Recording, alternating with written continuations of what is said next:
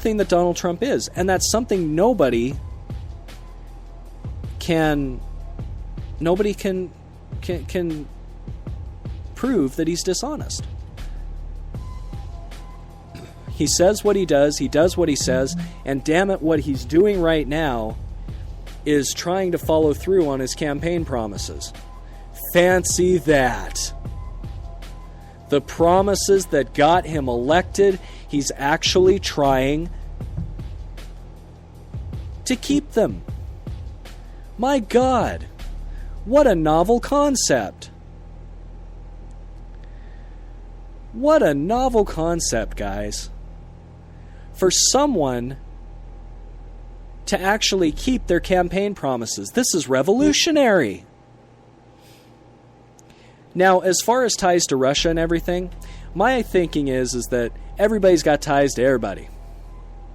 The only reason Donald J. Trump is getting so much of the business, so to speak, is because he doesn't say what everybody wants to hear. He doesn't talk about unity. He talks about, look, basically, here's what I believe. Here's what'll make America great. Let's do it.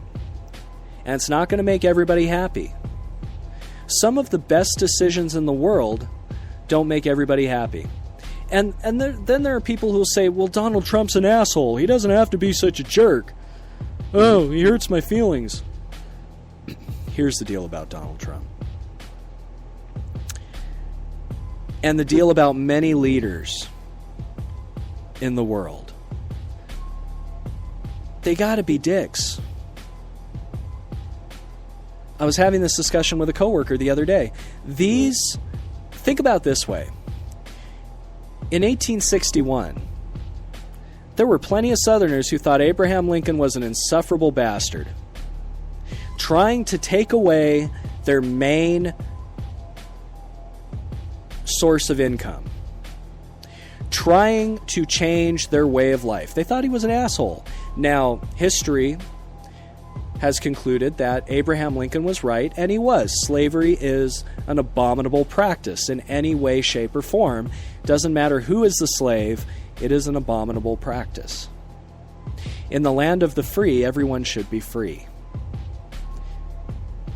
Although the writers of the Constitution kind of missed that, but they meant white landowning men. But you take the Constitution a little further, and it means that everyone has freedoms. Yet the people in the South thought that Abraham Lincoln was an insufferable dick, taking away the way that they make money. I'm sure there were people that were pissed off at FDR about the New Deal. Private contractors who basically thought that this whole infrastructure project is going to take away from our pockets. Or from their pockets, rather. And yet, how did it turn out? It ended up bringing, along with World War II, unfortunately, bringing the United States out of a depression.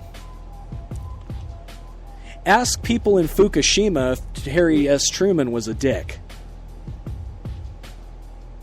Ask people in Vietnam via 1969 or 1968, is Lyndon Johnson a dick? Hell, ask people here, was Lyndon Johnson a dick? Yeah. And yet history will paint some of these presidents as great. Possibly not Lyndon Johnson, but FDR, one of the best presidents we've ever had. The presidents who end up going down in history as the ones who were the worst, with the exception of Warren Harding, who was a corrupt bastard, and some people who only had about 6 months in office. Some of the worst are the ones who let things happen. Who just let the world go the way it was going to go and didn't really do much. James Buchanan, who was president before Abraham Lincoln, hated slavery. Absolutely hated slavery. And what did he do about it? He couldn't do anything. he could not do a damn thing about slavery. Why? Because there were too many things that were going to be, changed, and people aren't going to like these things that are happening. He went with the status quo.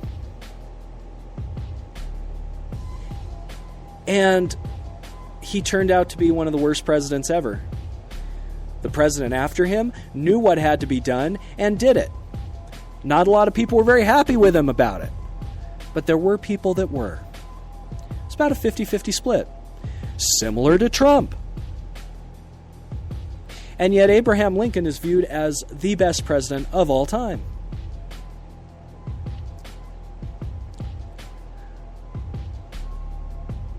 So what does this say about Donald Trump? Donald Trump has the opportunity to become the best president in American history. Donald Trump has the opportunity to reunite the country in a way that nobody ever has. And yet we have people who will disagree with him, of course. Sure, maybe he should put down the Twitter machine, but he's working on it. He's learning on the fly. People who have been in the office have been career politicians and bureaucrats. Donald Trump is a businessman, a private businessman. He's still learning on the job. Still learning on the job. But the fact that he is trying and attempting to fill his campaign promises and to fulfill his legacy and to make sure that he does everything he can for the constituents that voted for him and even for the people that haven't. Is he a little off the cuff? Yes. But isn't it about time we had somebody in the presidency that, well, wasn't reading off a teleprompter and glad-handing? You notice the relationship with the press that Donald Trump has. And with the previous administration, with the Obama administration, the press just loved Josh Earnest, his spokesman. Just loved him. They gave him gifts and gave him, baskets of edibles. They loved him. The press is not supposed to love the president. The press is supposed to ask the hard questions. The press is supposed to get the president to speak, possibly out of turn. And they're supposed to find out what's really going on. They're not supposed to give cookies to the spokesman for the president. Sean Spicer comes in. He's an insufferable dick. And I gotta admit, it's probably hard for Sean Spicer to deal with all this. However, I like that Sean Spicer has this contentious relationship with the press. And I like that Donald Trump has a contentious relationship with the press, because the press was becoming all too powerful. Media is becoming all too powerful. Have you ever noticed when you're watching your television, watching the evening news? I've noticed this. Maybe this is regional, I don't know. Top 3 stories. Usually all 3 are murders.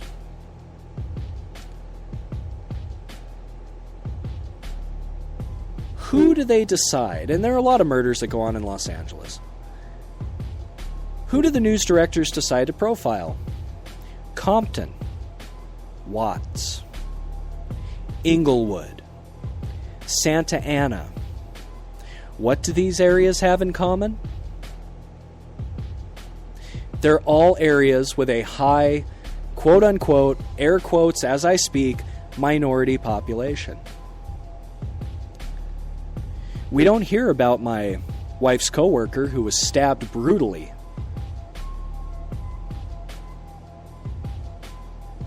because, well, I guess that just didn't make the cut, now did it? My wife's coworker was stabbed on the night before Thanksgiving. And barely any mention was made of it. My neighbor was shot, and her 2-year-old son was critically injured. No national coverage, no local coverage, none whatsoever. Why? The only tying bind to these two things is that both of the ladies who were unfortunately lost their lives were killed by Caucasian assailants. Let that sink in for a minute. And yet, anytime somebody gets murdered in Watts or Compton, and it's a black or a Latino person, it's all over the news. What is that supposed to do? Well, if I were a cynical person, I would think it would be instilling fear into people. Fear-mongering. Why? I don't know. Is this liberal media beacon that we view racist? Do they think that minority crimes deserve more press coverage? And why do they think that? So I believe that Donald Trump is correct about the press. And I believe the press gets way too much credit for what they do. They're way too powerful. In this age of the internet,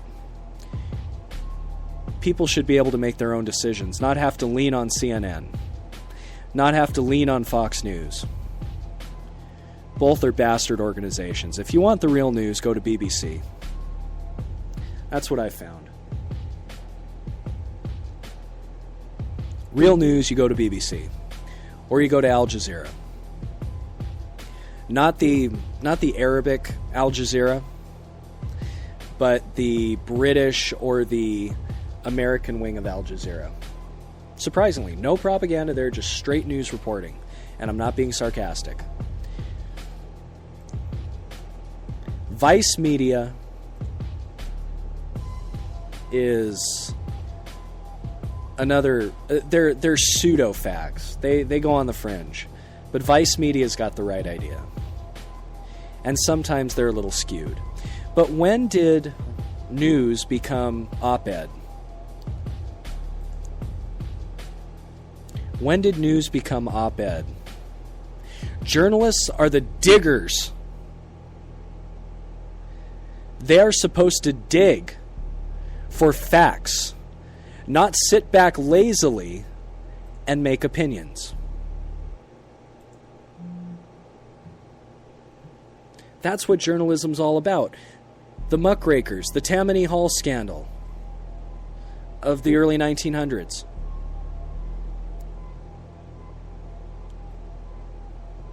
The exposés on the terrible conditions in food plants that